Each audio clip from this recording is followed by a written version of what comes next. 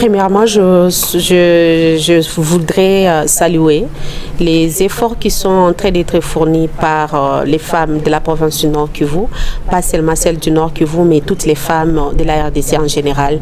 Et en fait, la femme, quand elle a été présentée jadis, elle a toujours été présentée comme victime. Mais dans le processus de paix, quand on est présenté comme victime, on n'a pas vraiment de force, on n'a pas de l'influence sur la décision qui sera prise. Mais la femme n'a pas seulement été identifiée comme victime, mais aussi comme actrice de paix et de changement. Et donc, il n'y aura jamais de paix sans l'implication de la femme. Et alors, une implication réelle. Et la femme du Nord Kivu a participé au processus de paix au niveau de Nairobi. Et cette femme a été présentée et elle a été parmi les personnes qui ont été invitées sur ces tables des dialogues.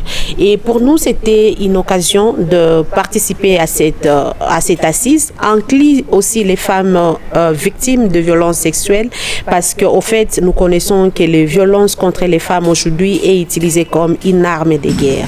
Et nous, en tant que femmes, nous avons compris que plus la femme elle est considérée comme victime, plus elle n'a pas la chance seulement d'impacter ou d'influencer sur les décisions qui seront prises en sa faveur, mais aussi elle ne sait pas normalement donner ses contributions d'une manière concrète. Raison pour laquelle je salue l'accompagnement de plusieurs personnes, de plusieurs partenaires qui ont accompagné ce processus. Entre autres, il y a la section des affaires politiques qui a accompagné plusieurs femmes dans ce processus. Il y a aussi ONU Femmes qui a accompagné plusieurs femmes dans ce processus. Et quand nous sommes revenus, nous avons fait d'abord ce qu'on appelle la restitution de ces assises, où nous avons trouvé qu'il y avait des gaps. Il y avait des défis auxquels les femmes ont fait face, il y avait des difficultés qu'il fallait relever. Et aujourd'hui, nous pouvons dire quand même la femme a été représentée. Mais c'est quoi le problème? Est-ce que la femme doit être invitée sur les tables de négociation ou sur les tables de discussion ou sur les tables de prise de décision seulement comme il va venir observer? Ou c'est quelqu'un qui peut aussi influencer certaines décisions?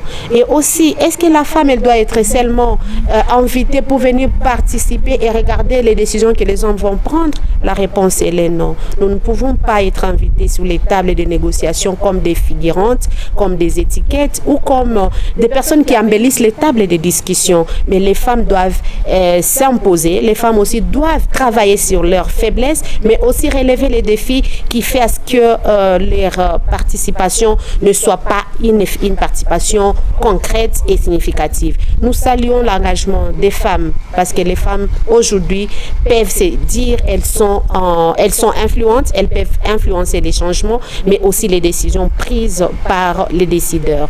Je salue l'engagement de la femme résiliente du Nord Kivu qui n'a pas cessé, qui n'a pas croisé les bras. Elle a toujours été à la première ligne en termes de la réponse, mais aussi en termes de la prévention et de la protection des droits des femmes.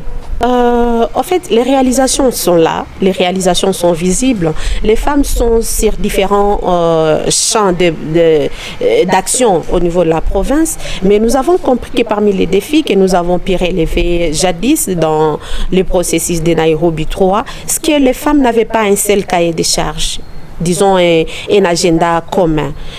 Nous étions avec les femmes des différentes provinces en conflit, la province du Nord Kivu, Sud Kivu, Ituri, Tanganyika et de Maniema.